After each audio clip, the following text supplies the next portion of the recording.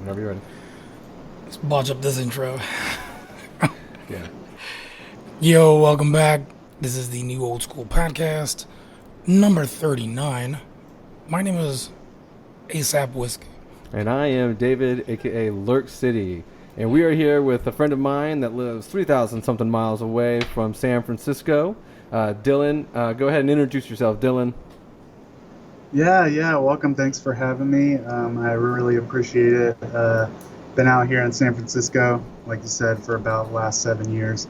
Let's see, I was in Atlanta a little bit before that, but originally from Jacksonville, Florida, right where you guys are at. So, Duval. Holla back. we go way back. We go way back. So there's, I used to run a music magazine back in the day. You might have remember it. It's called Lowdown Magazine. We're remember talking that like thing? 2000 era, the Yeah, it was a long 2009, time. late 90s, early 2000s.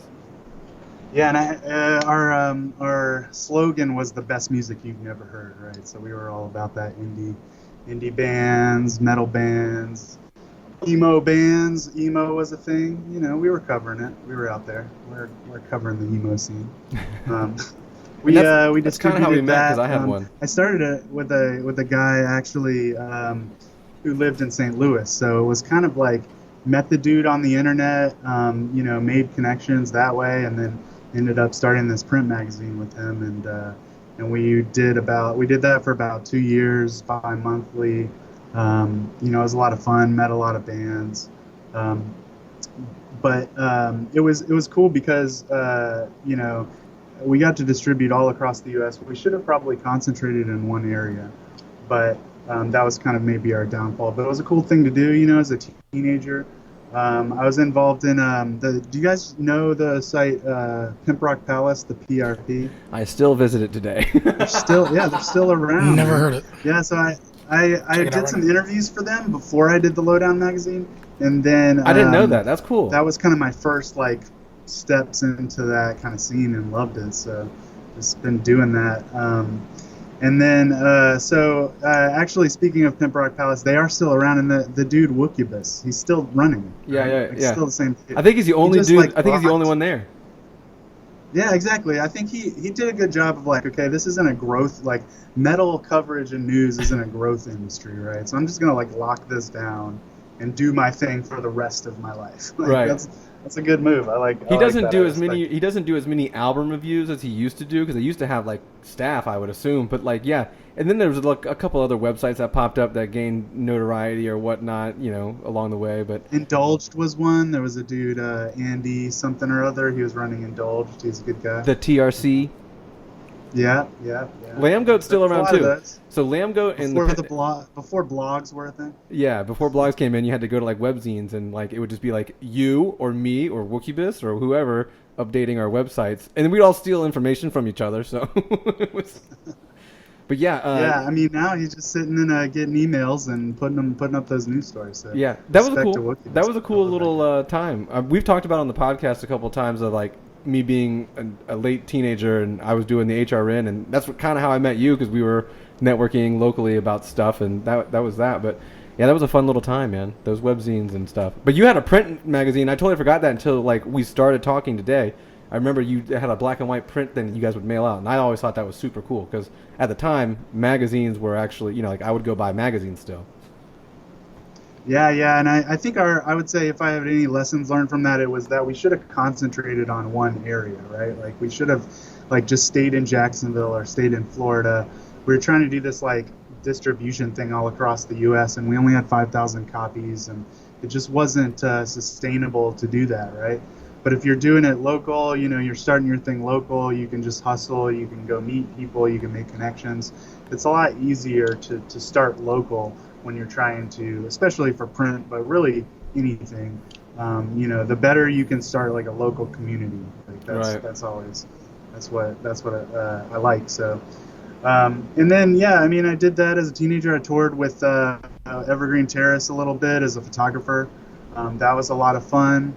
Did a lot of Remember that, pictures. too. Went to Hellfest 2002 or something like that. Which one? Was it in Syracuse?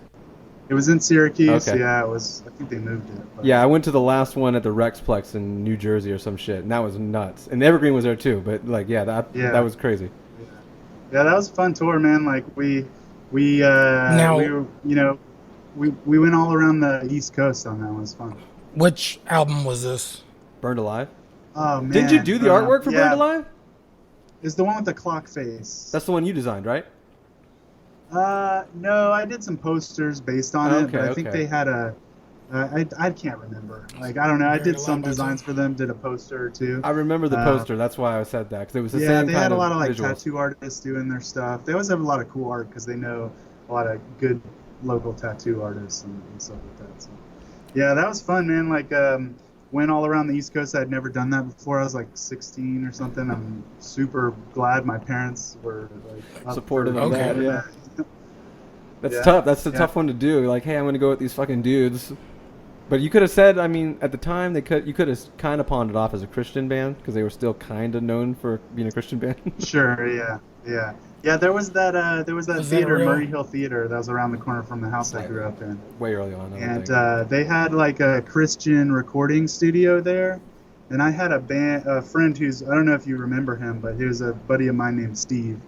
And he had a Christian hardcore band. And they weren't really a Christian band, but they were screaming and you couldn't understand their lyrics. So they got to record there for free. I don't know if that's a sin or not, but they kind If of you're into used that, yeah. that recording studio as a Christian band. Hey, you gotta fake it when till they you were- make it. You know what I mean? Fake it till you make it. Yeah, yeah. But then, I went to college at Full Sail. I thought I was going to get into music recording. And then I just kind of realized that was a dying industry. Like, not a lot of, I wasn't going to go get a job in a studio and serve coffee to some recording engineer for a decade before I finally got my shot or find some band to break. Like, it's just too hard to go to school for recording engineering and have that pay off. So I ended up going for digital media, essentially, which was just kind of a hodgepodge of video production and stuff like that. And then ended up doing UX design, and I got my first job at a Cartoon Network in Atlanta. It was in the Adult Swim building at William Street, so that was like my first job, right at the height of Aqua Teen Hunger Force hype. So that was a blast. Like to do that and be there during that time was a lot of fun. I remember when you applied for the job, you were like, yeah, it just said William Street, and then, bam, you were there. Like, it happened real quick. If I remember right, you were like applied, and then you moved, and yeah, then you just started like kind of killing it there and moving your way up. Yeah, I mean, I was looking for a job, right? Like, Jacksonville doesn't have much to offer in terms of like design at that time. It's a little better now. I think that there's a design scene, but it was just hard. Like, wasn't a lot of tech companies, a lot of banking, that kind of thing. So it's just hard to make it in that industry. And yeah, I applied with my Flash website. I was doing Flash websites at the time, which is a completely useless skill. Dead now. Yeah, but that was fun, doing Flash websites there. And then I would say the reason I got hired, it's a funny story because on my portfolio, I hired a friend of mine while I was going to Full Sail. Her name was Chewy, like Chewbacca, but spelled with a T. Mhm. Very confusing. She like posed for some like modeling photos, and I put her on each page of the portfolio. So each page of the portfolio had a different picture of her. And so the hiring guy at Cartoon Network basically called me because he thought I was her. He thought that I was the girl in the I know, bro. in the thing. So I don't know. I mean, that might have worked out for me, but he recognized my design skills, I guess, after we started talking on the phone. But Well, that's it good. was just kind of funny because he's like, "Oh, I thought you were a girl." Okay. No, I got you though. Now I remember. Actually, Exactly. now that you say that, I remember you showing me that website. Like, that's forever ago though. Yeah, that was all done in Flash, and then did Flash websites for like Adventure Time, Billy and Mandy, all these like shows. It was a weird time to be at Cartoon Network because it was right in their phase of like trying to do reality shows and non-cartoon shows. They had a show with Andrew WK where the whole concept was to blow things up, which is a cool concept for a show. Don't get me wrong, but it's weird on Cartoon Network. Right. So how long were you at Adult that- Swim? So it's like I was at William Street for a couple of years, and then we moved over to the main campus, which is basically across the highway, like 75, 85 is the main highway that kind of cuts through Atlanta. And William Street is on one side, and the main campus is on the other. Now, William Street is that building you see in the picture at the end of the shows. It says William Street, and there's like a building. That's that building, and it's just kind of its own world. When you and say then we when you ended say up kind of campus, moving over to the main building. when you say campus, you're talking about the Turner Broadcasting thing. Yeah. So the Turner Broadcasting owns Cartoon Network, owned by Time Warner. It's a big conglomerate. Yeah, it's And huge so up there Turner owns when you drive through TBS, Atlanta. TNT, Turner Classic Movies, all that kind of stuff. Yeah, I remember So- that logo you're talking about because it was on the end of Frisky Dingo Yeah, episodes. Oh, yeah. that's a good Yeah. one. That was a good one. Aqua Teen's a good one. But that- Yeah, it was right around the that was time my that Metalocalypse was starting, which was awesome. So Right, that was a great you'd, show. Like walk around, you'd be walking around the office, right, and then you'd like walk by a room, and there's like dudes like recording metal for Metalocalypse, like just playing the guitar. Because the dude, I can't remember his name. I think it's Brendan something, Brendan Small, I think. He's the guy behind that show, and he's just an awesome metal guitarist. And he just came up with the concept for a show, I think basically so he could just play metal in the office all day. Well, it's Worked out. it's a great show, and I want to say they even eventually had like actual not rock stars, but like people in metal bands play on there and be in the show. Yeah. Yeah, Yeah, we did. I saw it. albums. They did like a gorilla style performance one time in Atlanta. I really wish they would take that on tour because that was really cool. Yeah, They should I just thought they tour with were. it. I remember hearing about that, and I thought they were gonna do something like that. Yeah. What's the popular Adult Swim show now is Rick and Morty. Rick Everybody and loves Morty, it. yeah. Everyone's losing their shit on that. Yeah. We're season 3, Yeah, so season it's- 3. Yeah, I'm not super into Rick and Morty. You guys watch it? I mean, I like it. It's not like it's a cartoon. I- So I don't know. I've gotten away from a lot of the shows on there. On Maybe I Adult just don't watch as much TV, but I think that has a little bit to do with it. right. Yeah. But I mean, like I used to be big into Yeah. Adventure Time too. So and I haven't really followed it in the last couple years. So it is what it Yeah. is. Yeah, that's a great show. Yeah, I mean, so we at the time I was there, the CEO. The reason why they were doing a bunch of live action shows is because they actually hired the CEO from who was like he was like a chief operating COO at the WWF for a long time. So like they're like, let's hire that guy, and then he's like, reality shows are hot. Let's do a bunch of reality shows with real people. So things started like their ratings started tanking. Adventure Time came around the time that Adventure Time came. I think that was the beginning of maybe their kind of saving grace as a good cartoon company. Because around that time I did that site, and then I left to go work at Zynga, Farmville specifically. I remember that as well. Yeah. And that's before So that Farmville was- really caught on. That was huge. Yeah. Do Yeah, people I mean, so play that was interesting. I stuff? mean, so the guy that was my manager, well, yeah, let's roll this back a little bit, because the guy that was my manager, his name was Dave, and before I got a job at Cartoon Network, I was in college, and they were on the website they had this thing called Free Hockey Chicken, and it was a dude in a hockey suit, in a chicken suit with a hockey helmet on and a missing tooth, and they were keeping him in the office until they got 1 million clicks on a button on their website. So, revolutionary idea in, I don't know, 2010 or whatever it was. And they, or I guess it was 2000, mid-2000, something like that. And so they kept him in there. They did a bunch of concerts. I watched it. I was in college at the time. I was like watching it. I clicked the button.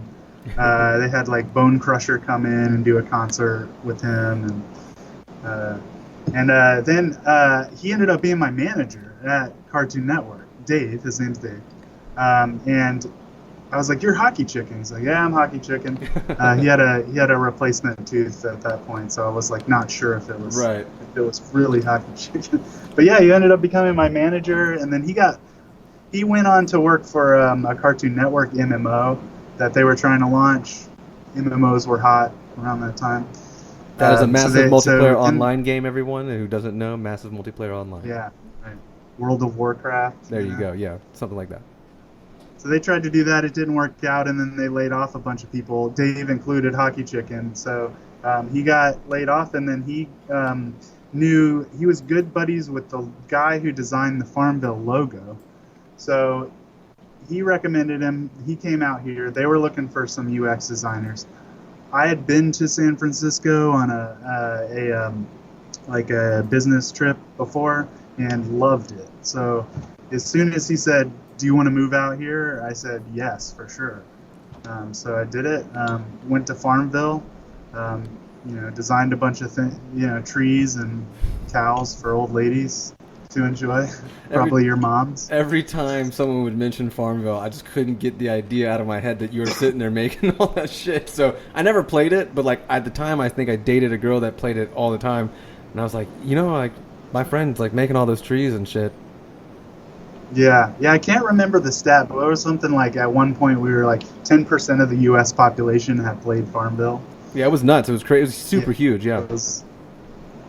Facebook games, they were annoying, and that's the reason why they took off, right? Because they exploited a mechanism, I guess, on a platform, and then the problem is they tied themselves really heavily to that mechanism, and then that company, Facebook, decided to kind of squash that mechanism, and Zynga's not doing so well these days. Yeah. But I remember you guys would just take like cool vacations as a group, and like the whole team would go to like Denver and ski and all sorts of shit. I was very jealous. Yeah, I mean, we would. That game made $1 billion. Good lord! Just total over its life. Wow. And it's just on selling upgrades and collections and stuff, and so we would do $10 million in a day. Like we would do a sale. We would like turn on a sale and then do like 50% off sale, and then we'd watch the counter go up and $10 million, right? And then the next week we'd go on vacation. It seemed like every quarter we were doing. Yeah, no, yeah, trust me. It seemed like every fucking other couple months you guys would be posting pictures of cool shit, and I'd be like, dude, that's what it felt like to watch. It was like a Silicon Valley type company that they would just go and do extravagant vacations as like a whole company, and I'm just like, fuck that. Yeah, I'll actually note that our CEO at the time, still CEO, I think, I don't know, he's been in and out, but Mark Pincus, the guy who founded Zynga, is an advisor on Silicon Valley Show, like just in terms of like what you guys should do. So cool. That show's funny and it's a comedy, but it is more real to me and like this space in tech. That show is more real than anything. I actually love that show. It's so true, like everything on there. Yeah. It's a great show. So after Farmville and after Zynga, I remember you kind of just were doing your own thing for a while, right? Like more recently. Yeah. I mean, so I was doing like DevOps stuff for enterprise companies, these big huge companies like Anthem and Honda and stuff like that. I'm just doing server stuff for them. And then I had one last gig that was for the U.S. government, and I just couldn't take it anymore. So I said, later, dudes. And I quit my job. And the reason I did that was because there's Musicoin. Basically Musicoin is a blockchain, a music blockchain. And it's an open source project, so anybody can get involved with it. So I saw, I was into cryptocurrencies and, Ethereum, and I was into trading and mining a little bit earlier in the year. And then I found this coin that was designed to support musicians. And, given my music background, and I've always loved to be involved in music and digital media and wholesale, it was like all of the stars seemed to be aligning, and just like I need to take this risk and just go full hog on it. So I've been working with that, and basically Musicoin is a music streaming platform like Spotify or SoundCloud or something like that. But every play on the network is paid for in Musicoin, and that coin goes directly to the artist, from the listener to the artist. We don't take a cut. So essentially, it's a more fairly paid music streaming platform that doesn't have any middlemen. It doesn't have any record labels or platforms taking their 30% cut. It just works, and also it's one of the few working models in the cryptocurrency space, because there's a lot of hype right now in cryptocurrencies. Yeah, I was gonna say because you definitely we talked briefly about it, and we're gonna back it up a little bit because most people aren't really super up to speed on what the cryptocurrencies are. So basically, I mean, relatively recent, they had that big, huge Bitcoin thing. Bitcoin went from like $800 a Bitcoin to like almost $3,000 a Bitcoin, and everyone was going nuts with that a couple weeks ago. But so basically, what a cryptocurrency is, and I'm gonna try to explain it in like the dumbest terms, because like I feel like people would probably like I would need it explained like that to me. So basically, it's a bunch of computers, and you can stop me whenever you want, Dylan, and explain it for real. But it's a bunch of computers working together to solve an algorithm or a problem or something like that, and then the reward is divvied up between the computers that are doing so. And so, like, I was asking you a couple weeks ago or whatever, like, well, what is the problem they're trying to solve, or what, is it they're working together? And you kind of just told me it was just time and energy spent. And actually, I didn't get that when you said that, but then I think back, I started thinking about it, and I was like, well, we get paid for time and energy spent for the most part, so that kind of makes sense. But also, we're also working towards a goal of some sort too at our jobs. But so if you could break down, we'll get into like what cryptocurrency is, and then we definitely are going to go into the Musicoin thing, because that's super interesting. Just because I know I'm on Musicoin, you got me on there, and I got a couple of my friends on there. Yeah. But I definitely, yeah, that's true. I definitely want more than you ever got from Spotify, I'm sure. Well, yeah, true, and SoundCloud and all that other stuff. So I definitely have a couple dollars on my account. So thank you everyone for listening, and everybody for playing them. But yeah, that was actually kind of like, one of the first things I noticed. I was like, wow, okay, yeah, you get an almost immediate return, if that's something you can say. But so cryptocurrency, basically, we'll start there. JP, are you kind of like into the cryptocurrency scene? All right, so I know that it's a digital currency option. My friend does some finance work, and he's like, "Yo, you should do that." And I was like, "Yeah, I never heard of it." A couple of years ago, it was only like $200. Exactly. A lot of people. Exactly. It was only $200 a Bitcoin. I told everyone at work, because I worked with you at the time, I was like, "Yo, we should fucking all do this shit. Buy stock. What do you mean buy stock? And then we didn't, and then it was like $2,800 the other week, and I was like, "Fuck." Yeah. Yeah, it's really hard to wrap your mind around, and the rabbit hole goes real deep. And once you start, it's really no turning back. So that's why there's kind of a lot of trepidation around, like, oh well, I don't, because I don't want to spend the time and energy to know. But on a simple level, Bitcoin is a cryptographically decentralized, secure ledger. And so, what's a ledger, right? A bank is a ledger. Your receipt that you get at a store is a ledger. It's just a list of transactions and things that happened. And that's why it's really taken off in the world of finance, because what is finance but a ledger of debt? So and your bank will hold that ledger, and they decide who gets what. And if they decide one day they don't have enough money, then they'll shut down their withdrawals, and you can't get your money, because it's not really your money. You've made an agreement with them that you'll put it in your account, and then they're free to do whatever they want with it. They're free to gamble on it. They're free to, and by gamble I mean put it into the stock market, potentially making money, but potentially losing money. So a bank is not required to hold, but I want to say something like 10% of the total money that it actually is supposed to have on its ledger. So a decentralized ledger is just a way to take that back. It's a true realization of the internet, which is a decentralized set of servers that allow to communicate. And over time, the internet has become very centralized. You've had banks and websites and YouTube and all this stuff who have provided services, but they're all centrally controlled.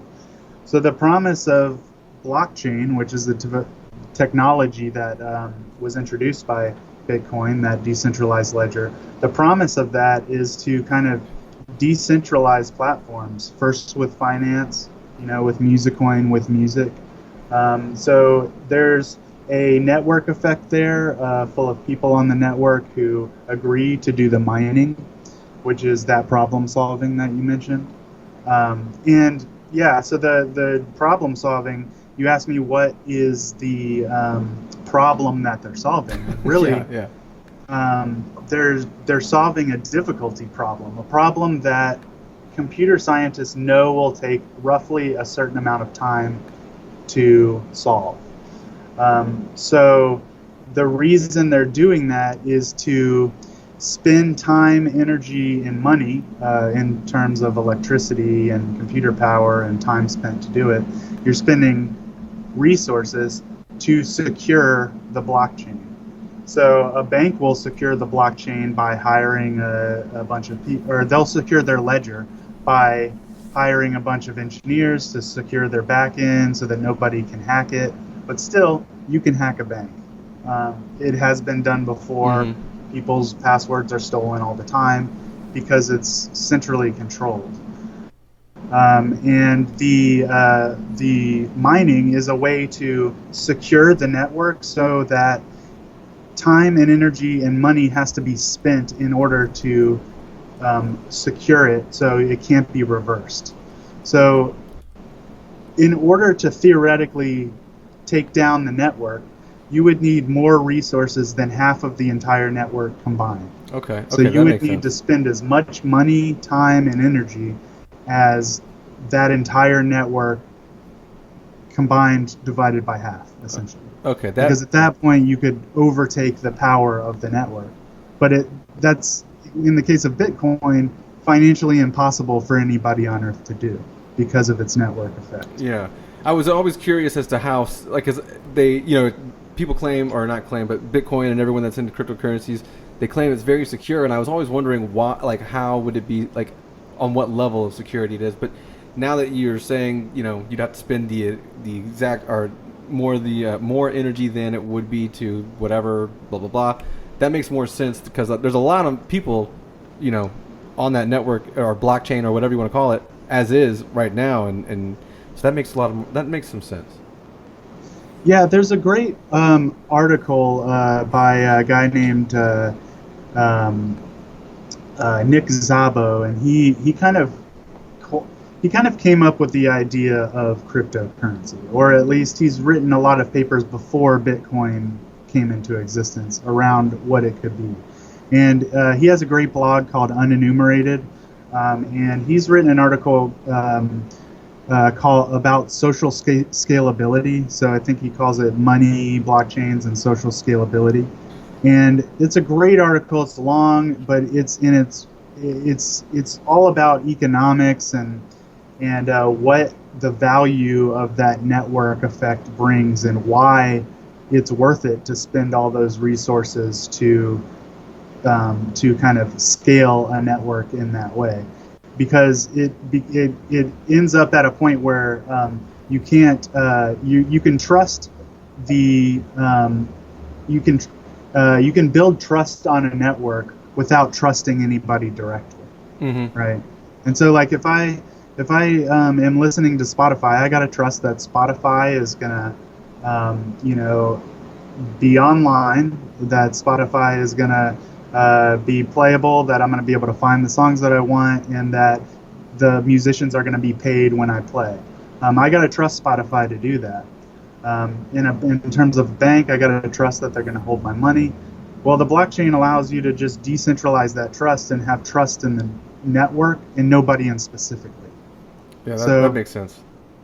Yeah, so it's really a combination of finance, of social, of like economics, cryptography, technology,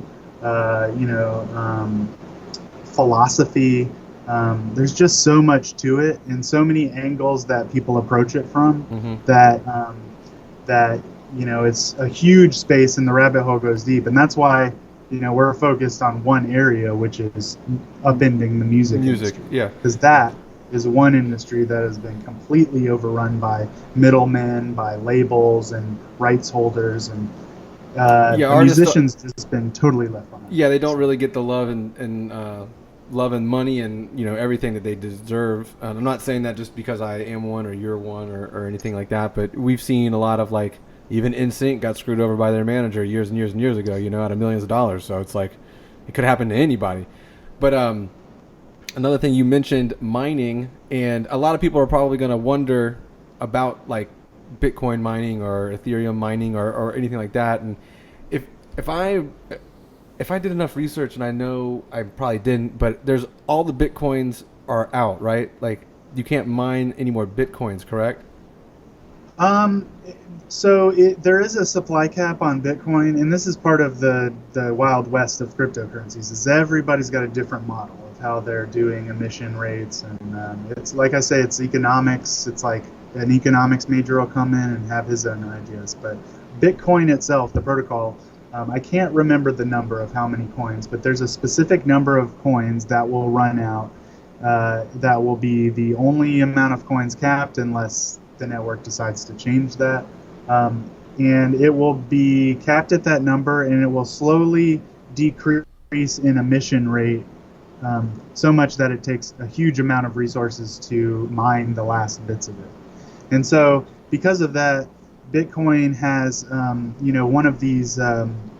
one of these properties of money that people talk about, which is a cap on it, or a supply of it, or emission rate, or you have um, uh, you know inflation or deflation.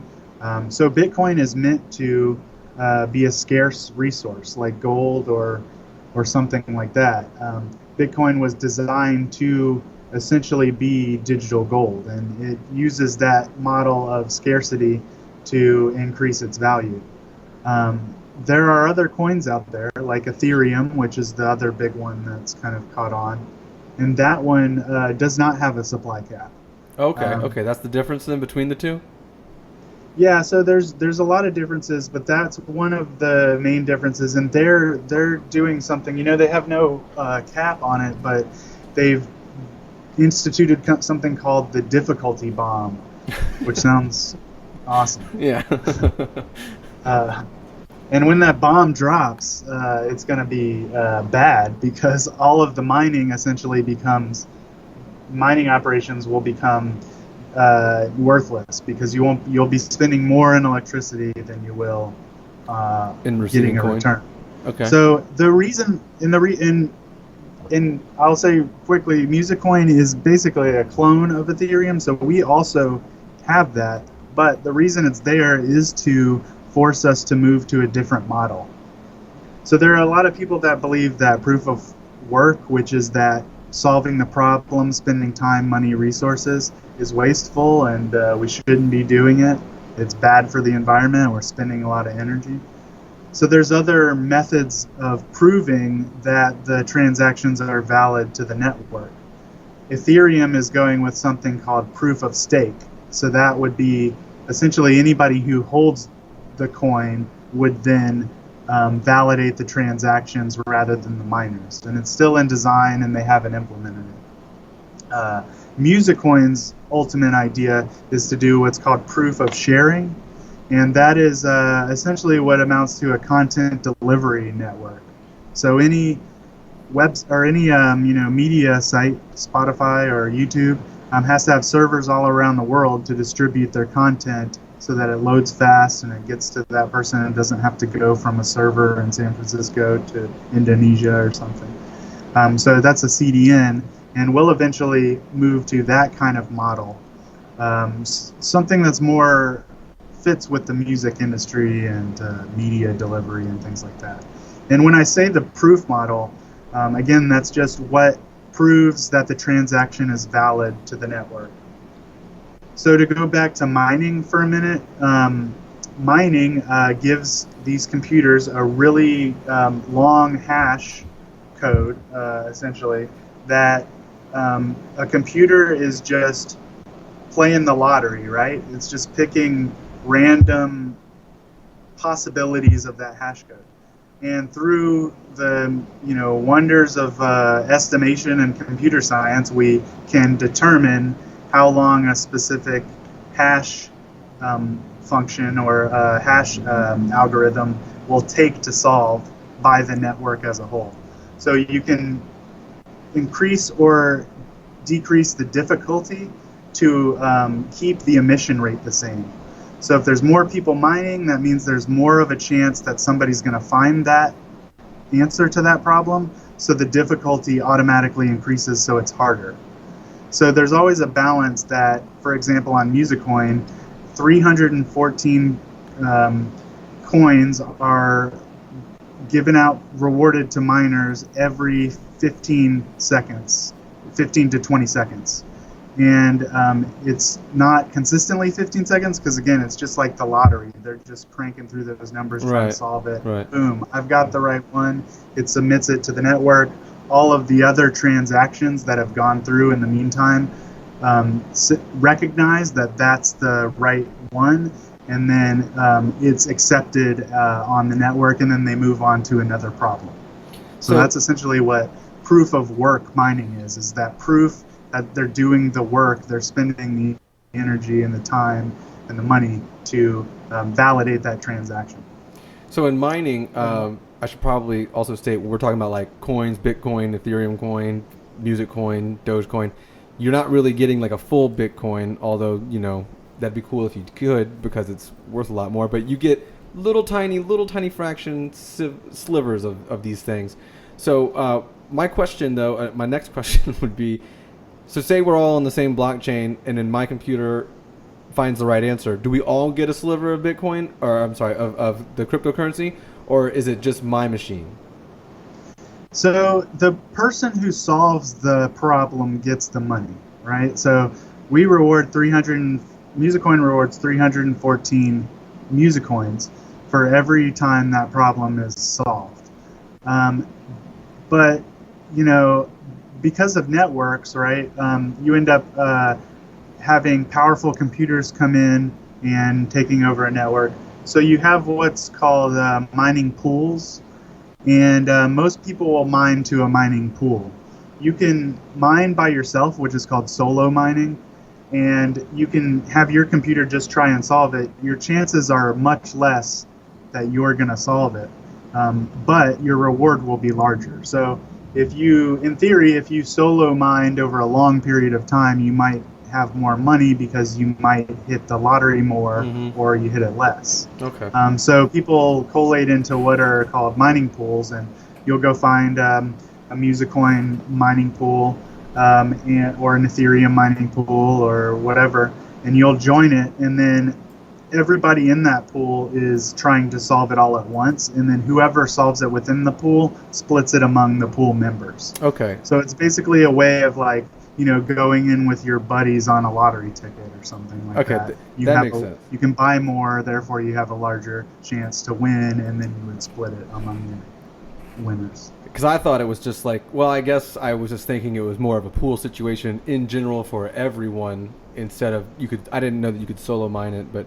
And again, like you're saying, it takes a lot of energy and time, and I know you have your own machine that does work like that, and they are expensive to do. And if you look up, you can look up pictures of like places or houses or even companies that just mine themselves, and they have servers on servers and servers that do it. Yeah. So, is that what you mean by like having a bigger computer, more powerful computer, take up more of the network? Yeah, it's actually an interesting discussion because there's kind of two different models, and there's probably more than two, but the two main ones are Bitcoin is the algorithm they use, I believe, is called SHA-256, and it's a standard hash algorithm that's used for cryptography. So cryptography is used for things like when you see that little HTTPS up in your browser bar, you know that your browser is secure. You have a secure network to that server, and everything in between it is encrypted. And the only people that can unencrypt it is you and the server. That way, no hacker can kind of intercept your signal in the middle, whether they're on your Wi-Fi or they're on the line somewhere. They can't get your signal because it's encrypted, and that's using HTTPS uses that, and it's a way to stay secure from hackers essentially. And Bitcoin uses that an algorithm like that to secure itself, and because of that, there's been over the years, and Bitcoin's been out for 7 years or so, maybe 8, maybe longer. There's been people who make what are called ASIC machines, which are ASIC. What it stands for, I can't tell you right now, but look it up, you'll find it. And they are basically machines that are purpose-built. So you'll see ASIC machines to do a number of things, like in manufacturing or something. It's like a specific chip that somebody's built to run their manufacturing plant or something. That's essentially what an ASIC is. And so you've seen over the years these mostly Chinese companies who are really good at electronics manufacturing make these really specialized chips and essentially own the market when it comes to mining. So with Bitcoin, you're not going to make any money with your computer. You're not going to make any money with your laptop or anything. You're going to have to buy a $10,000 special built Bitcoin mining machine that'll be obsolete in a year, right? So Bitcoin's kind of run wild with like the worst that could be. And that's because their algorithm is easily solvable by a processor, and you can make specific processors to do it. So the Chinese have done that. Ethereum, which is kind of the second largest cryptocurrency, and I'll talk about why it is cool in a minute, but they have a different mining method that relies on memory, right? So instead of processors, it relies on memory.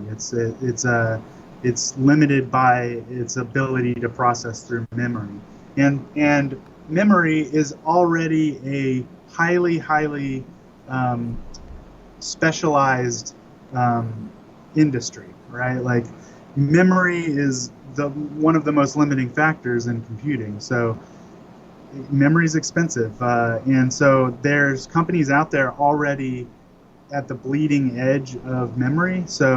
And they're in video cards. So your video card is going to have a lot of memory that's going to be able to process these transactions.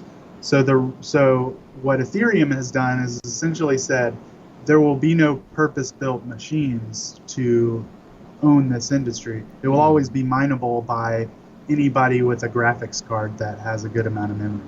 Okay. And you can predict that that's going to slowly grow because we're already at the bleeding edge of it. So because of that, you can buy a machine and you can run 6 video cards or 4 video cards, and you can make some cryptocurrency. You can even do it with your single video card in your gaming machine if it's a powerful card. So people build these machines that are just video card machines, and those are mining Ethereum and projects like Ethereum, not Bitcoin. Right. So we talked briefly a couple weeks ago when we were setting this up about other coins and stuff. Like you were saying, the Ethereum, the reason why Musicoin uses an Ethereum fork. Did I say that right? Yeah, forks. And so like you can make your own kind of like cryptocurrency if anyone could make their own cryptocurrency, correct? Yeah, I mean, so the fork function on the fork is a button on GitHub. I don't know if you've ever used GitHub. Any developer out there will know what GitHub is. It's just a place to put your code. It's a lot of open projects or sharing. There's private projects you can share. It's a way to keep your It's a way to use Git, which is a version control system for developers to keep them all on the same page and working together. And GitHub is a site, and they've got this little button on the top left that says fork. And you can push the fork button. There's a little fork on it. And you push that button, and then you've got a copy of that project if it's an open project. And that has basically spawned the entire crypto market. Because Bitcoin was an open source platform, so people forked it and they changed it and they built things on top of it, and people forked that and then they changed things on top of that. So you just have this open collaboration where people are like, I like this idea, but I want to see it a little bit different. So now there's hundreds, thousands of cryptocurrencies out there. Most of them complete crap, nothing, no value at all. Because you got to build value. Right, yeah. If there's no value there, what are people investing in? Nothing. But are all these cryptocurrencies that are forked off of Ethereum, are they based on the Ethereum coin? Or is like a Musicoin a separate coin to Ethereum and Bitcoin? Yeah, so there's a couple of levels of that. Musicoin is a fork of Ethereum. So for Ethereum's big innovation is smart contracts. And that's what gets a lot of developers excited, because Bitcoin is just a series of transactions, just a ledger of transactions. It's limiting. You can do bank stuff on it, but that's it. Ethereum lets you run code on the network, and essentially each line of the code costs money to run on the network. So there's an incentive to make really elegant code, which is good for keeping things small and distributed and running on everybody's computer at the same time. So there is an ability to run code in what's called a Turing complete way. So that just means Alan Turing was a computer programmer who invented basically the configurable computer. And things were purpose-built before that, kind of like Bitcoin or those ASIC machines are purpose-built for a purpose. And Alan Turing invented the ability to reconfigure a machine for any purpose, basically. And so when you say Turing complete, it just means something that is able to be reconfigured and is an open slate for whatever you would like to develop on it. And that's good and bad because it's an open network, so everybody's going to run the code. So if something crashes the network or somebody hacks something with the network, which has happened before in Ethereum, somebody steals a bunch of money, there's not much you can do about it. So it's the big innovation is the ability to run code and do smart contracts. And so what does that mean? For Musicoin, it means it gives us the ability to do immediate revenue split contracts between musicians, their engineers, their producers, their labels if they want to cut them in. And it allows us to write a smart contract, which is basically a code and a piece of code that allows the musician to put their what they want to be paid and who it gets paid out to, how much each percentage goes to what person. And then every time that play button is played on the network, that smart contract is executed. The Musicoin is divided between those people and they get it. So that's our use of the smart contract technology to basically do immediate rights control payments right at the time that somebody listens, and it goes right to the artists. I'm glad you said that. Cryptocurrency before, because I'm going to dive into the Musicoin thing. Right. So if you have any other dumb questions, ask, because a lot of people don't know anything about it. So it's you sit here, you listen to it, and it is for people that aren't technical, you get lost. Yeah, for sure. Right. Would you explaining how the dividends are immediately spread to whoever the artist is? I think that's important to emphasize people using it.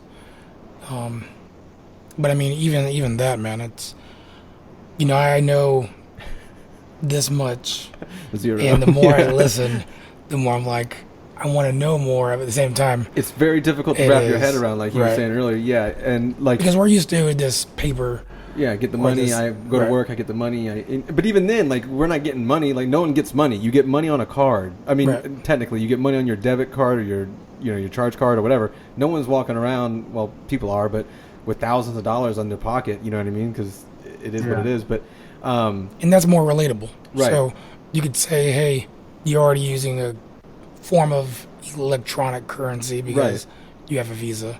You swipe your card, you get your groceries. it's just like Cash App. Have you used Cash Yeah. App? That to me is like how I kind of tell everyone like what Bitcoin is. It's like I can Cash App you or Venmo or whatever. I can send you money like immediately over this little network, and that's basically kind of what Bitcoin is in my head as far as like transferring. But as far as getting the Bitcoin, that was the part that's hard for a lot of people to understand, and like the value in Bitcoin and why would you use Bitcoin. And a lot of people, or not Bitcoin, but cryptocurrency is what I should say.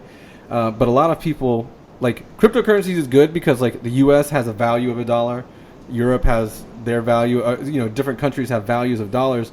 However, if like you live in, let's say Somalia or whatever, and you have a Bitcoin, it's worth the same all over the world. So Right. it kind of like levels the playing field, which is the reason I assume the big banks and all that stuff really aren't for that, because it kind of, fucks their shit all up. Well, we go in there and we force them to use the dollar.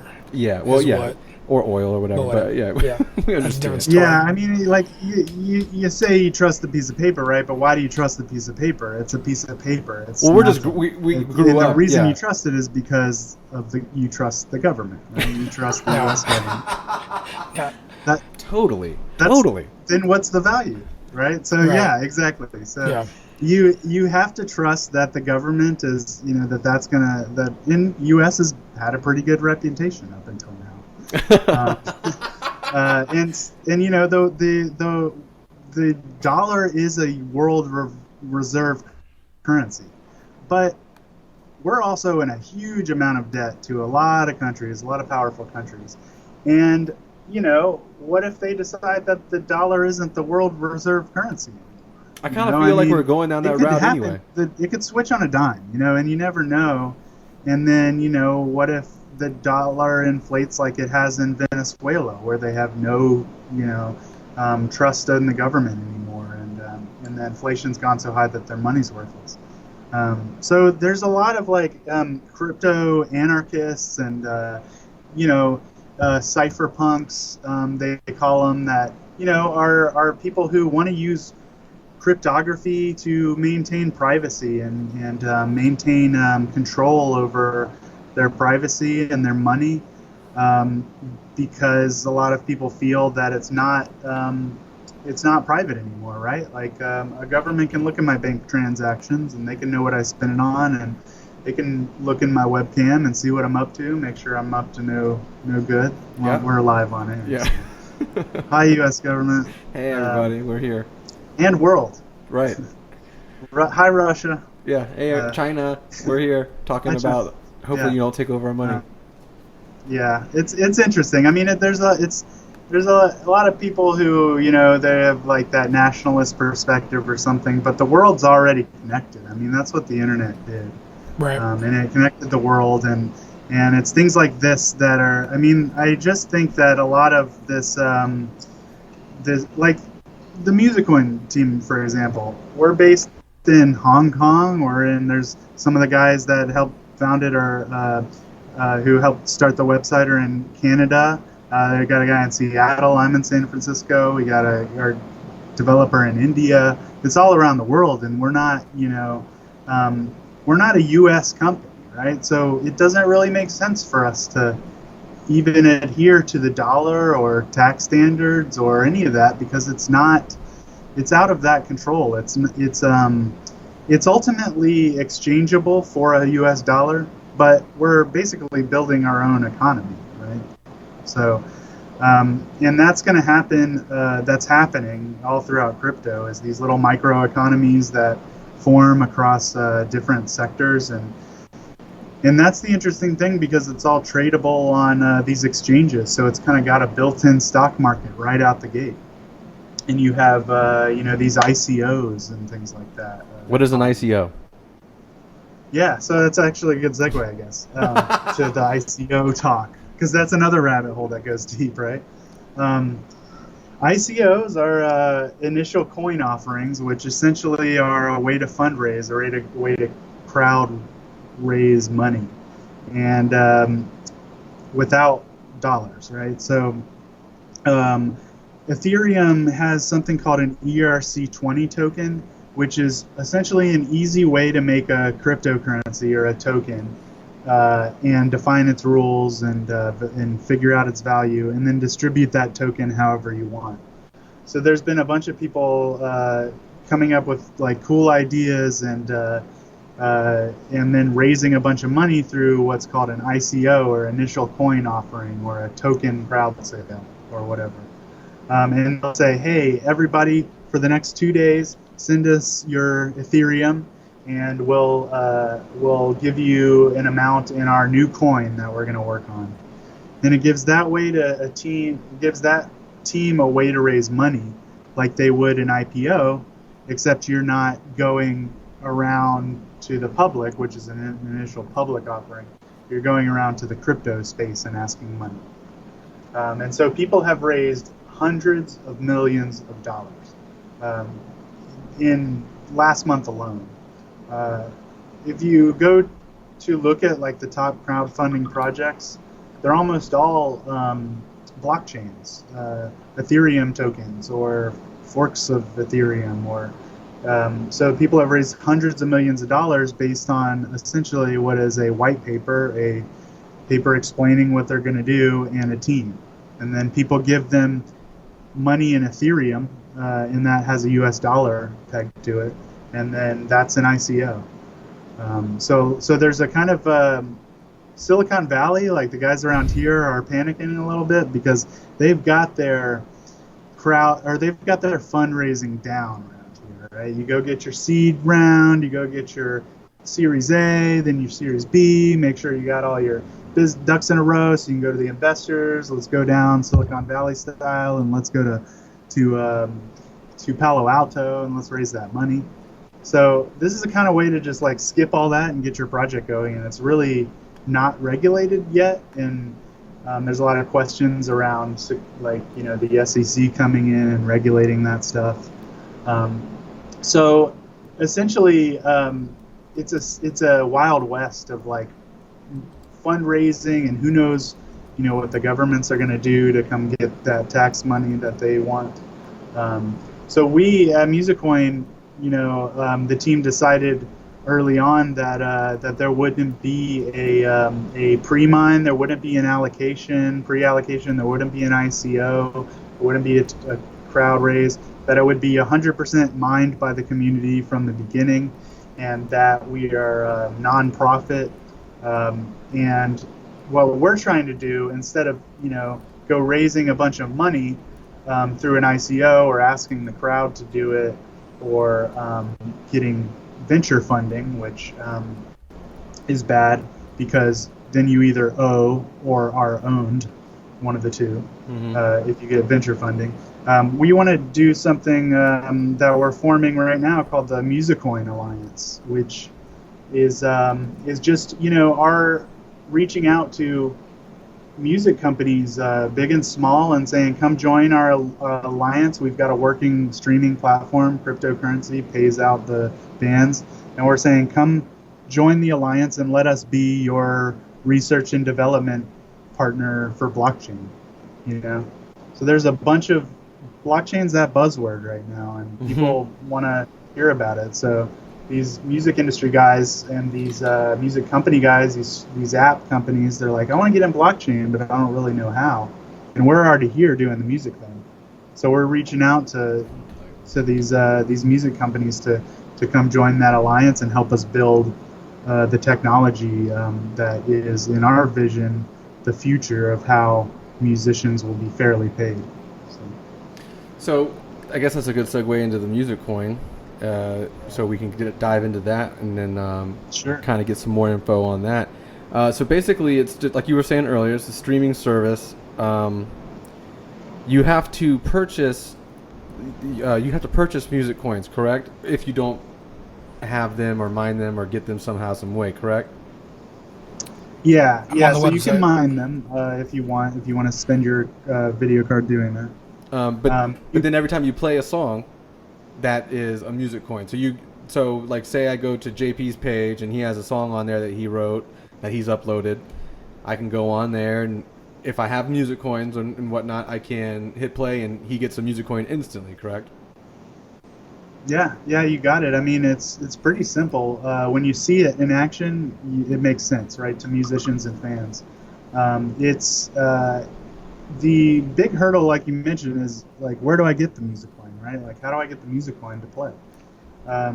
And that's a problem right now with the whole crypto space, right? It's like what do I do with this Bitcoin? What Yeah, do I you do don't with really this Ethereum? you don't really know where to get it from. You don't really know how to get it. It's not and Yeah, again what do I it's spend it on? yeah, it's not real easy to get, especially Bitcoin and I think Ethereum right now too because it's going crazy. Like it's really hard to get. And I know like I use Coinbase for my purchasing and withdrawing and depositing and buying of all that. But I know that sometimes they'll have like a thing on there where you can't buy any more Ethereum or you can't sell your Bitcoins right now or something like that. So it's Yeah. getting pretty Yeah, crazy I mean, right now.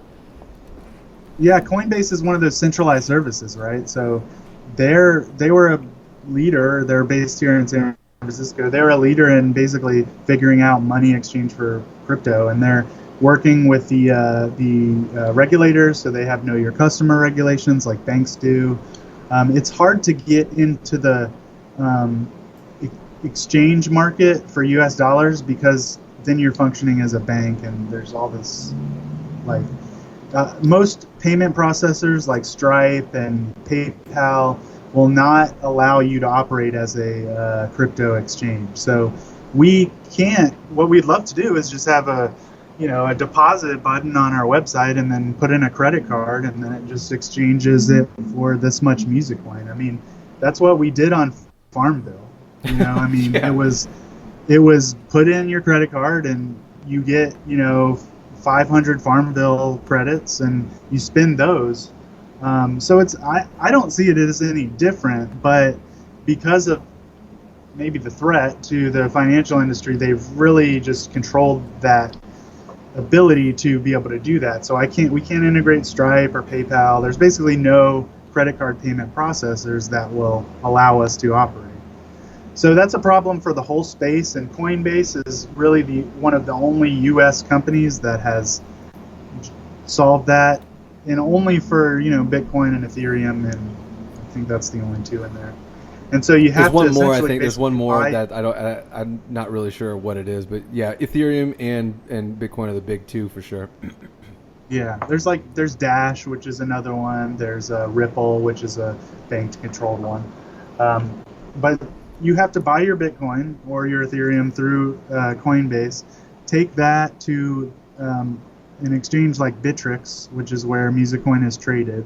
Then you trade your Bitcoin for Musicoin. Then you have some Musicoin. Then you move the Musicoin to the Musicoin website. Yeah, it's really So easy. to get it right now is kind of a pain. Yeah. But it's a pain for basically the entire industry. So Can you do that it's in one of those reverse? things that's like it'll get better. Can you do it in reverse? Can you trade your music coin for Bitcoin and then send it to your Bitcoin wallet? Yeah, absolutely. You can do Okay. it in reverse. So if you want to get paid as a musician, if you want to cash out, you send that money from your online wallet to the exchange. You exchange it for Bitcoin, and then you exchange that for US dollar. And that's you were the first one to mention Bittrex to me because I had no idea what the heck that was. But yeah, that was something that you mentioned it, and I looked at the website, and it was like right over my head, and I was like, I don't even know what the heck I'm doing. I was like, am I trying to buy Bitcoin here, or what's going on, But Yeah. it kind of looks like a stock exchange type website, so that makes a lot of sense. That what you're saying now when you explain it, yeah, that makes a lot of sense. So that's good to know as well. I'm trying to think of other Musicoin questions because I know I've been telling a lot of like my artist friends about it. Yeah, well, just about that stock exchange thing. I mean, I think that's why you're seeing the hype, right? Because they just have these immediate stock exchange. Once you get listed, once Musicoin's listed, then it's tradable and it has a market value, and it's I think it's worth about 2 cents right now for a Musicoin. But it could go up, it could go down. We want to try to keep it a little more stable than most and not have it shoot up in value and drop in value. But it's all an open market. It's all market economics and in trust and speculation. There's a lot of speculation. So that's what makes it interesting is you go on something like there and it just looks like Forex trading, foreign exchange trading. It just these huge changes in between values of things, and people can use that to trade and make a lot of money. And there are Bitcoin traders out there that are basically doing day trading on those exchanges, and then ultimately cashing out dollars or keeping their investment so it grows. So it is a wild west. Those exchanges are. Once you start going down that rabbit hole, you're like, what is this coin? What does this one do? What's it like? They all do something different, and it's really hard to kind of figure it all out. But it makes a lot of sense now. Like now that Bittrex website and you explaining it really does make a lot of sense, and it ties everything in together. So basically, and correct me if I'm wrong, you can have Bitcoin, Ethereum, Musicoin, Dogecoin, whatever coin, put it on the market, and you will trade it for whatever the value is of that coin, and then you can either get Bitcoin, Ethereum, or any other coin, and then if you have Bitcoin, you can trade it for US dollars or whatever currency you're currently using in your country, correct? Yeah, and it's all about what the value of it. I mean, it's an open market value economics. It's like our coin is valuable because it's used for plays on our music streaming website and any of the partners we make through alliances. A lot of the coins are just speculation. It's like, we're gonna do this. We've got a team and we're working on this. So there's people out there like Sia Coin or Storage with a J. They're both trying to be like Dropbox, and that's their whole value proposition is you host and you get paid for hosting and you spend money to get your files hosted. So it's all about what value the market sees in that coin, and the top coins are either really highly speculated or they actually provide some value, or they don't, or people don't see it, or people don't notice it. But there's hundreds of them, so it's kind of volatile. Mm-hmm.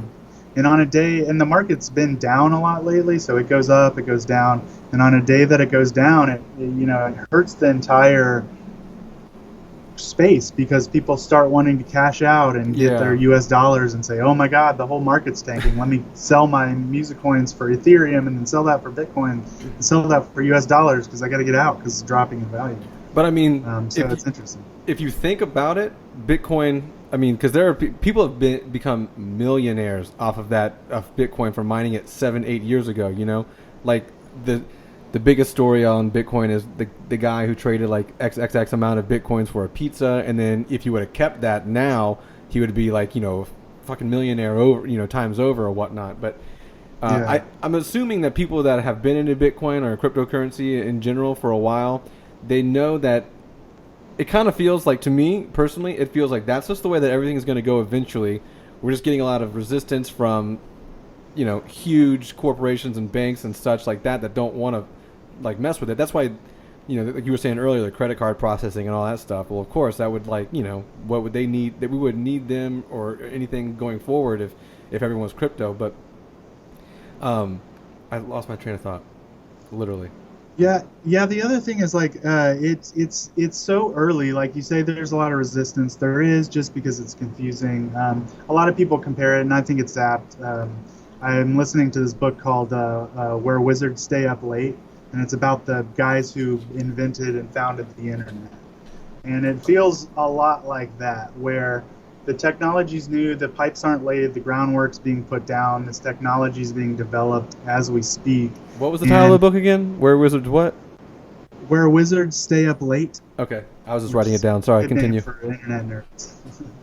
That was a good book, and it's kind of similar, where we're just laying down the groundwork. It's not ready to scale yet. I mean, the common thing I hear a lot, is scaling. How is it going to scale? And it's still an open question in the entire space, because Visa does 4,000 transactions a second, or it has the ability to, and that's like 4,000 people swiping the card or putting in the number at one time. It can handle that. That's a lot per second. Ethereum, Bitcoin, all these technologies are not really near that yet. By a few orders of magnitude. So there's got to be mechanisms to scale the industry, the blockchain, to maybe, there's different techniques being discussed to do this in a way that you can accept that many transactions on a network. And so that's a big question for finance, but it's almost a bigger question for music, because there are far more music plays in a year than financial transactions. Right.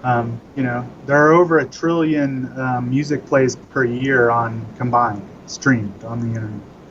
And, to get to that number, our network is going to have to be able to run that many transactions. And right now it would bring down the network, and you see that with a lot of these ICO launches on Ethereum where the whole network goes down for a day. That can't happen on a huge platform, right? Or Visa never goes, or rarely goes down. And to build trust enough to do it, you have to be able to scale. So the whole cryptocurrency community, a lot of people in Ethereum are trying to figure out how you get to that scale. And there's various methods like splitting the network into shards and then bringing them back together to agreements and things like that. There's just a lot of ways to do it, and that's why I say we're so early and we're trying to form these alliances. We're not trying to go raise capital funding, because we couldn't be the replacement for the music industry tomorrow or next year even. But this is a long-term project that there's huge potential in, and most people are in agreement that it's a solvable problem and that we'll get there eventually. But just like the early days of the internet, I mean, look at the bandwidth that was available in 1995. Right, true. You couldn't stream a video. You couldn't replace cable networks, and you just couldn't do it. So, I mean, that groundwork has to be laid. The technology has to be built up, and we're still early days on it. But we want to be the where musicians go to get paid and not have to go to their labels, right? And things like that. And that keeps a lot of power into like the artists or bands, musicians' hands, or whatever. Some things that are going on in the news today. Speaking of music, as we both all three of us know of the platform SoundCloud, and they seem to be going belly up yet again. Do you think like this type of technology may one day even be bought out by like a streaming service such as like Apple Music or Spotify or SoundCloud type service? Yeah, so we're trying not to be bought out, right? I mean, that's the thing. Like, it's hard to buy out a decentralized network. You could attack it. I shouldn't say buy out, but I should say like adapt to using it. Right. Not really buying it out, but like just jumping on board your platform. Yeah, well, so Spotify bought a company called MediaChain, that is a blockchain company, and they're probably going to integrate blockchain, but and it's fine. Like, they can do that. They're still going to not pay their artists well. They're still the labels are still going to take their cut, and you're going to get like a fraction of a cent per play. They're going to use that model. They're going to use the blockchain to track their stuff just because it's a good technology for them to use. But, we're actually trying to approach companies like YouTube Music and Google Music and even Spotify down the road and Pandora, and saying, look, you can integrate Musicoin. We'll prove that it works. And before that, and then they can have a Musicoin channel or something like that. So I think the music industry is not going to go away tomorrow. It's going to coexist for a long time. It's just that in the music industry right now, you're either starving and struggling, or you've made it. It's like there's no middle ground. Like, even the touring musicians are struggling. Like, there's no ground where it's like, okay, I feel comfortable. I'm a musician. I'm not worrying where my rent's going to come from. Yeah, I would say most musicians are struggling. Yeah, I mean, there's a huge long tail of musicians, and even around the world, who are just never gonna be a music superstar, but they should be able to make music and survive. So that's where our focus has been, and we'll eventually approach these companies and say, integrate our platform. And there's no harm for them to do so because these are artists that won't come to them anyway.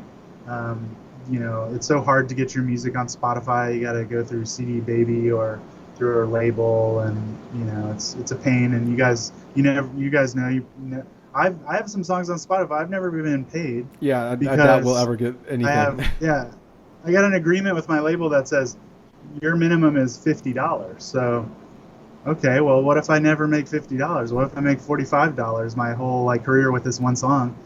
I don't get that $45. Like, Nope. you just get to keep it. Like, what is that? So what kind of song is on the internet?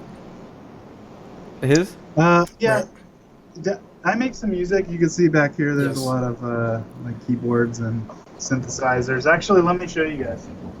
He goes by O Beats. Oh, Yeah, at one point he did. My Eurorack collection here of modular synthesizers. So Nice. these are you plug and play kind of thing. It's like a mini dead mouse Essentially, setup. modular synthesizer. But yeah, I make some electronic music, sample-based stuff. It's called. I am going these days by Obelisk. I was going for by O Beats for a while here in San Francisco.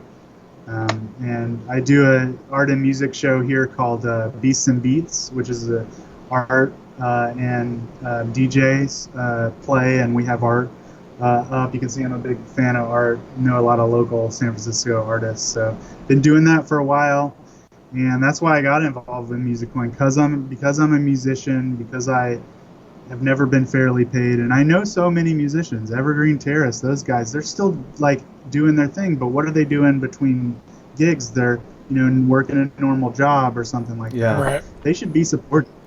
Those people should be supported. And my whole life, I've come across those indie bands that have just been struggling. So, And they're one of the bands that actually, excuse me, they were one of the bands that were signed to a small label, and then they got signed. The label they're on now, Metal Blade, isn't necessarily like Sony or anything like that, but it's a big.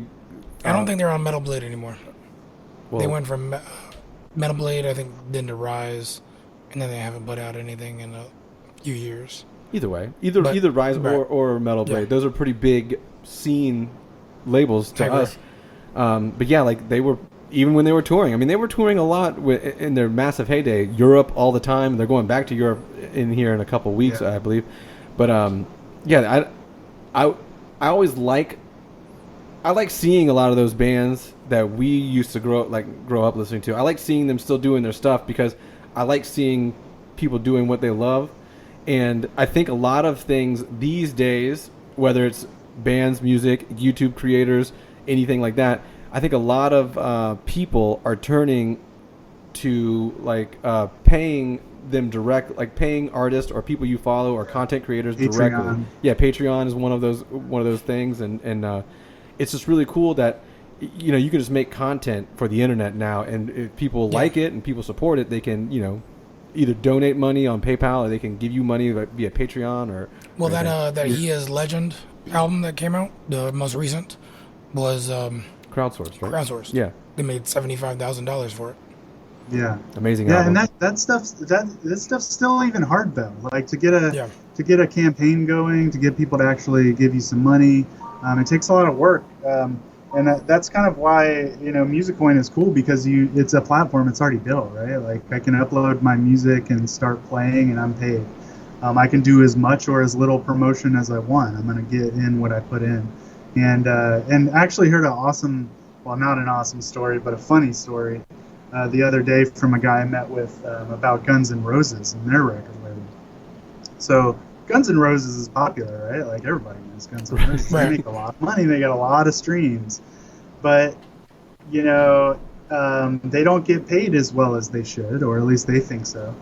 And they think their label is, not paying them enough. So every year they sue their record label and say, "You're not paying us enough." And then they say, "Yes, we are." And then they say, Guns N' Roses says, "No, you're not. Show us the books." And so they go to court, they lose a bunch of money every year on lawyer fees, and they pull out the books and they have to, either make them up or forge them or whatever, or actually show them the real books of their plays that they made, because the record label controls all of the digital plays. There's no way to audit it, essentially. Like, there's no way to audit your record label to make sure they're paying you fairly. I don't know how many songs my song got on Spotify or Right. They do. Didn't Spotify do that online? I mean, Spotify can tell you, but you have to have over 1,000 plays, and even then, though, Right. like you really don't know. You know what I mean? Like, you don't know if that's a real number or if I don't know. Yeah, I mean, so this just cuts all that out. It's like, boom, played, get paid. I don't have to wait for the record label to count the plays and then maybe undercut me, and then maybe I have to sue them. Yeah. And maybe they're giving me it's ridiculous. Just because they have all of the leverage and all of the control. Once you've signed that contract, they'll do whatever they want to do, and then you got to lawyer up and go after them if you want, because they're these monolithic beasts of corporations. And then you may not win. Oh, you definitely may not win. They got a lot of money. But in you were saying Guns N' Roses sues our record label, but you or I can't sue our record label because we don't have the funds at all for that. So it's only big, huge bands have even they can barely do it. So it's just one of those things, man. The music industry is kind of really fickle, and I mean, we grew up in it is broken. We grew up in a very alt, indie kind of genre of music, and a lot of that stuff I always liked bands that weren't really going the normal route. Glassjaw's never really done. They did the record label thing with Warner Brothers and Worship and Tribute, and that was a big fiasco for them. And Roadrunner, the Roadrunner thing was a fiasco, and the big contract with WB. I should tweet at Daryl. Is he on Twitter? Yeah, he is. I don't know if he works it, but yeah, you should. That would be actually really cool. I love that. Who's Daryl? Daryl Pumblo, the singer of Glassjaw. He's the singer. Yeah. He was oh yeah, there you go, nice. He had some kind of terminal disease and then beat it, and then was an awesome singer for a while. He's a cool dude. I like that guy. Yeah, I would love to have him on the podcast. That would be a daydream of mine. But because they're my number one favorite band of all time.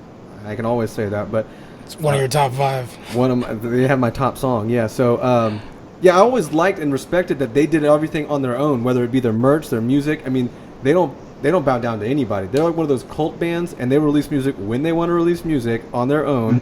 And I always respected that of them. But I mean, hopefully they release something soon. But they are. They will. Okay. They have new songs at least, but they might not release it. But so I always respected those bands that did it their own way, because it's just more meaningful, I guess, to me. That you're making a way for yourself on your own. And yes, it would be nice to have dollars upon dollars of backing for marketing and everything like that. But when Glassjaw does something, and that's why Glassjaw fans are nutty. In my opinion, they're nutty for Glassjaw because it's just so different. Not their music, but the way they do shit is so different and very cultish.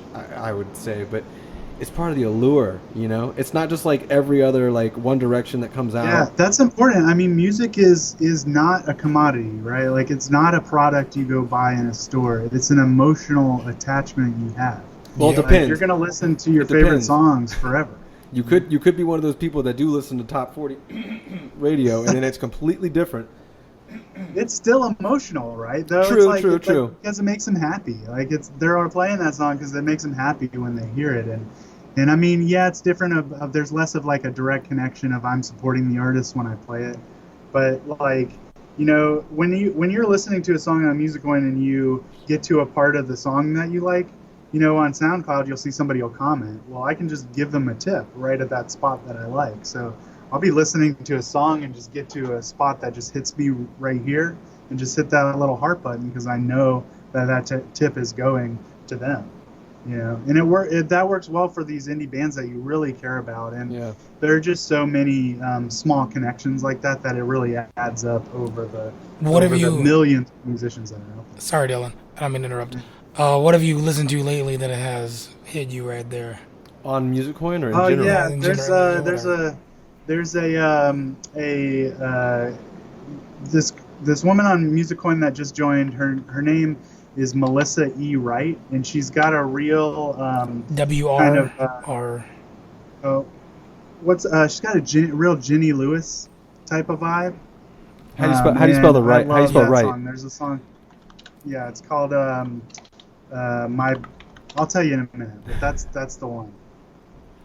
Tugging at the heartstring. It's really Yeah, cool though. and so It's really a cool platform. I think, and that's one of the things I didn't know at all what you were telling me about when we first started talking about it. And then, just for everyone listening, I put my shit on there, and Dylan tipped me, so thanks for that. But yeah, I I actually think by tips you're like the number one in EDM or something like that because you have holler. like 100 tips. But that's dope. Thank you. But I mean, outside of Dylan, I've gotten plays off of that. You know what I mean? So it's cool. And it's still like the very. I mean, like it's safe to say infant stage of. What do you have on there right now? Just my Oonce baby and me and Kyle's thing. And the thing about Zigzags? Yeah, zigzags. The other thing that he was talking about, the contract, or like when you get a coin and it splits Yeah. up. So I got Kyle on Musicoin, and so for zigzags, it's 50-50. So like if you come listen to zigzags, I'll get half the coin and he'll get half the coin. So I added him to the profit sharing, I guess you wouldn't call it, but yeah. Mandarino. Yeah, I mean this really connected with me. I mean, you can tell like I love this project, and that's why I joined. I mean, it's the we'll do these meetups and we'll talk to musicians and just tell them what we're all about, and they're like, yeah, man, like nobody is out there for us. Nobody's doing this for musicians. They're all trying to make money off of us, not make us money.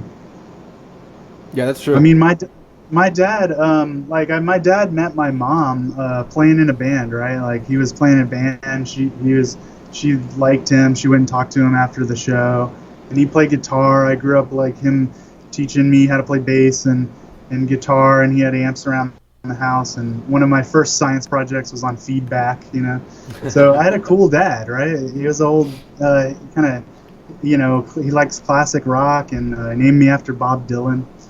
And, guys like that, my dad, who really all they wanted to do with their life is play music and, make a living doing that thing they love to do.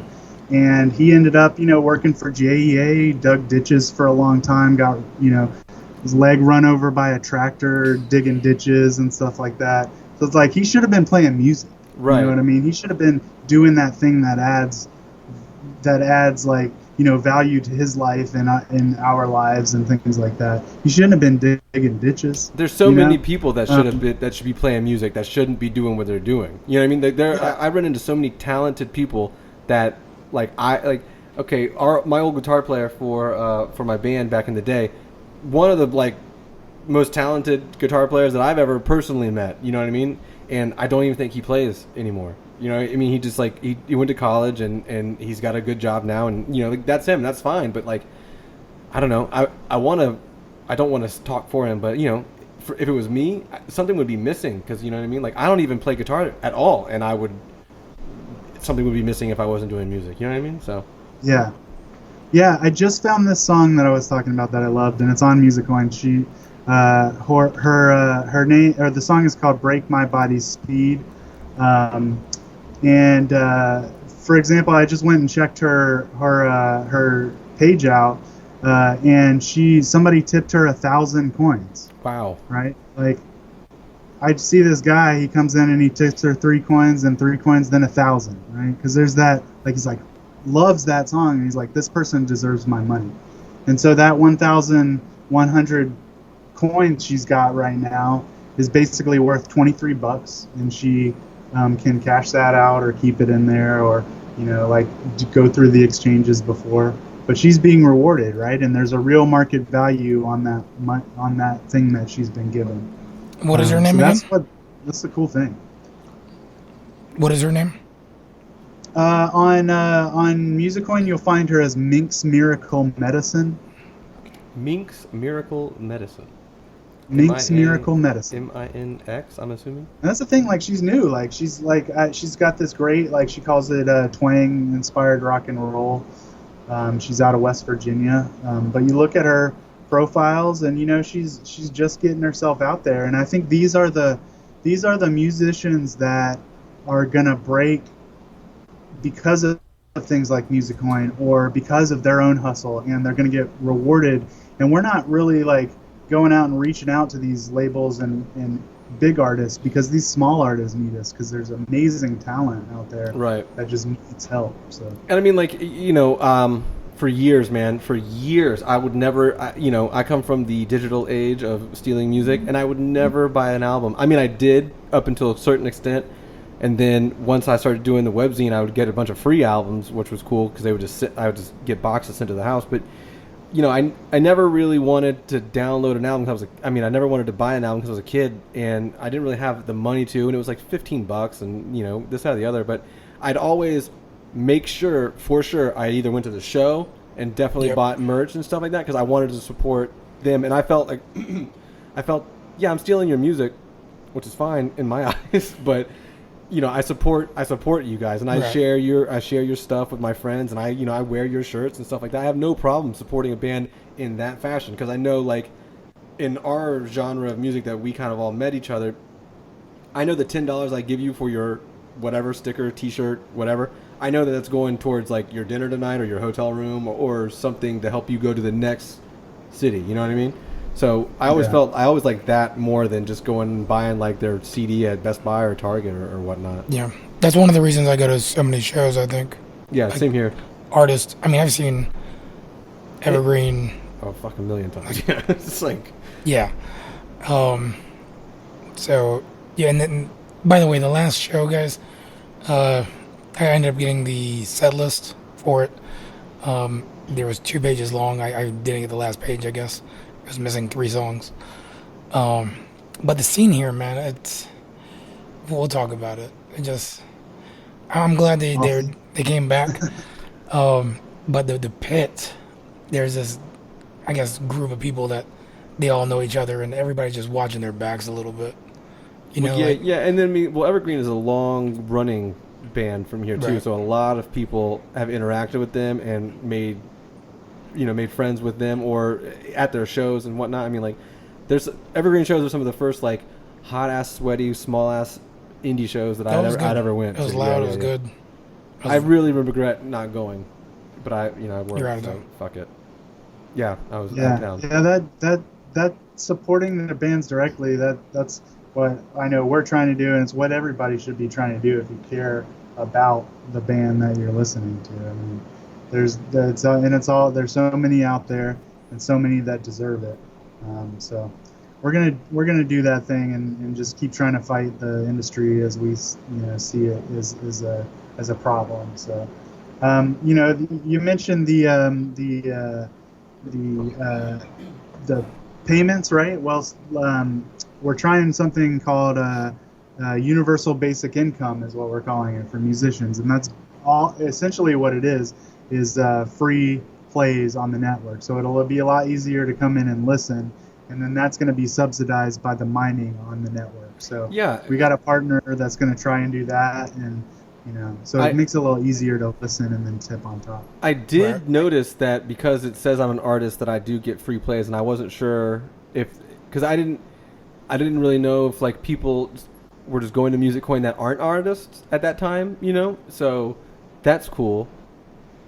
That is cool. That's a big part of kind of our next steps is like we need to expand the listenership, right? It's a musician community, and a lot of people just want to listen to music for free, which is fine. And so we're trying to enable that. And right now you get 100 free plays when you sign up, so you can try the platform. Those are all subsidized through donations to us, through users and miners and things like that. And eventually we'll subsidize that through the mining rewards that I had talked about earlier. We've all our miners understand that musicians are important to the community, and that it's a good value for them to spend a little bit of their rewards on these musicians, so that people can listen for free, Mm-hmm. and then you get people in the door. They're tipping more. They're finding out more bands and things like that. So we're definitely trying to move to an easier model to just listen, right? Because I think that's what people expect. So we'll get there. But right now, this proof of concept works. Musicians love it, and every time I talk to one, they want to sign up. The big thing is, we got to then build on top of this and deliver it to fans, and that's why we're trying to make these big partnerships and say, hey, Spotify, put a Musicoin channel on there. Why not? Right. So And I mean, like you were saying, eventually like it'll people want to listen to music for free. It's not like technically no one's listening to music for free for the most part. Like most people are using a streaming service that is like a gigantic streaming service like Spotify, Apple Music, or whatnot. And if you're not paying the monthly subscription fee, you're getting ads. You know what I mean? So Right. you're definitely already spending money, or you're spending your time waiting on an ad to play. So if you're spending, I spend $10 a month on Spotify. You know what I mean? But if Musicoin had the same, which is it probably won't for a long, long time, but the same amount of artists on there and whatnot, I'd rather spend my $10 there just because, like what you're saying, I know that every time I listen to the track, it's going directly to that person rather than, well, I know they're only getting like fractions of a pennies. You know what I mean? So. Yeah, and music discovery is a big reason why those platforms are great. You can find music. It's not just listen. And also listening to your whole like back catalog of stuff you like. But music discovery is super important for us because these are all discoverable bands. They're all like undiscovered bands. So we're hoping that we can help on music discovery, and that services can build on top of the network and focus on music discovery, like Pandora. There's no reason there couldn't be a Pandora or Pandora itself to integrate Musicoin. Put ads to fund their service, but make sure the musicians are getting fairly played and then using the network. There's potential for commercial products to develop on top of that, and then use our network because the network of musicians who know they're going to get fairly paid that are using us will be strong, and already is pretty strong. So and they're dedicated. They're these fans that are these musicians that have already ducked out of the music industry and said, I'm going to try something different. That's cool, man. That's really cool. That whole idea is really cool. And you've grown even more since not you, but Musicoin's grown even more since I've signed up for it. And I honestly haven't paid it too much attention up until now, but now that I know more about it, I'm going to definitely promote it on my end more, just with my music. And like I said, any one of my friends that locally here is making music, whether it's in a band or by themselves on a computer, like I have tried to explain it to them, but again, my vague knowledge of what is going on in the crypto world and how the platform worked, I couldn't really give them like fully like, hey, this is how it works, you know what I mean? But now I kind of understand, like it is not a pain, but it is a process to take your Musicoin, switch it to Bittrex, switch it to this, and then get your cash. But in the long run, if you guys keep doing what you're doing, I mean, it'll be more and more and more and more people will be using it, and then it'll be way worthwhile to be on it. You know what I mean? So Yeah. it is a very cool concept, Dylan. I really, now that I know more about it from talking to you, it is something that I can see really changing the game. Yeah. And I want to say, anybody out there that wants to join us in the mission, I mean, we're a very open community. That's how I joined. I just hopped in the Slack channel. If you go to slack.musicoin.org, we have an open Slack channel. You can join it. You can, as a musician or a developer or anybody who's just interested in it, hop in there, ask us questions. I'm in there as Obelisk, so if you see me in there, ask me a question. The blockchain's founder, Isaac, is in there as IM, the letters IM. So yeah, just find one of us or anybody else and ask away. We're here to help. And if you want to, help us from musicians to uploading your music, or developers looking to get involved and build a platform on top of this, just hop in there and talk to us. We're always open. And it's free to put your music up. You don't have to buy in anything or anything. It's just the artist submits their music, and then bing bang boom, you're in. Yeah, everything's free. We're all about, letting not. We're never going to charge musicians for anything. That's never going to happen. We're here for the musicians, and those are the ones. Those are the people that matter in the music industry. The people that are the music industry. Yeah, that's right. Do you have anything that you want to ask about any of this stuff, whether it's cryptocurrency or the platform or? No, I'm gonna do a little more research myself. Yeah. Crawling back out of that rabbit hole. Yeah. Yeah, I have all these the websites up, like I'm reading about it. Obviously, musicoin.org. Is that right? Yeah, that's the site. And then, yeah, I mean, I was even researching the other one, Ether, and Ethereum. yeah. Yeah. Well, right now Yeah. I think Ethereum's worth almost about $200 to $210 a coin, and compared to like Bitcoin, which is now I think like 2,300 or something like that. Yeah, they function a little bit differently, Nuts. and Ethereum, a lot of it's all speculation, right? It's like, but I say in the crypto space, the number one thing in, like, if you're going to invest in it and say, what is the value of this thing? What is it doing? Why is it? What is What the does value it of a do? thing? Like, that's a huge question. And does it do something? Is it planned to do something in the What it future, or do? does it do something now? Right. So No, I mean, that's a big question to ask.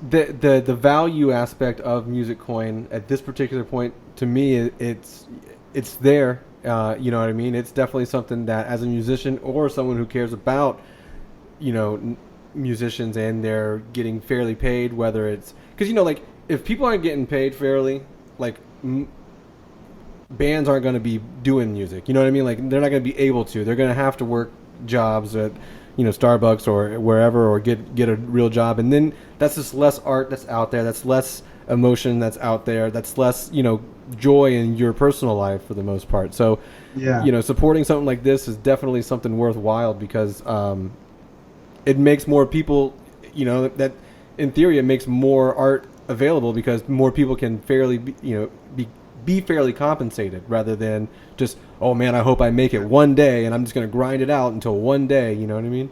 Yeah, exactly. Yeah, I mean, so I'll just throw out a quick idea that we're working on, and if this is interesting to anybody that hears it, just come on by because we're building it. Is we got a lot of beat makers that join us, and we're trying to build a beat sharing project where people will upload their samples. They'll upload little bits, little snippets, little loops. I'll make something on my synthesizers back here, upload that to the network. Then producers can use it on a blockchain-enabled DAW if Ableton Live had it integrated, or our own, and they'll be able to build songs using those pieces for free. And then that's released on the Musicoin network. And using math, we can determine how much of the song uses what sample. And then every time that song is played on the Musicoin network, then the producer is paid, and all of the people who made the slivers and the samples are paid. That's insane. That's like a kind of like a splice type thing, right? But yeah, sure, yeah, why not? Yeah, but a more open, collaborative version. Yeah, because I mean, like you'd have to. If you're not signed up for Splice, you don't get the credits. But like you're saying, like your platform, or the platform you guys are working on, you would just use that, and then through algorithms and math, like you were saying, you could tell like how often that sample is used in that song. It's free for you to use. You don't have to purchase it or anything like that. But then they get paid. The person who made the sample or whatnot also gets paid along with the musician that made the song. Yeah, every time the song's played on the network, that's what the power of smart contracts and the revenue split is, right? That's awesome. So every time that network's paid, it's paid out.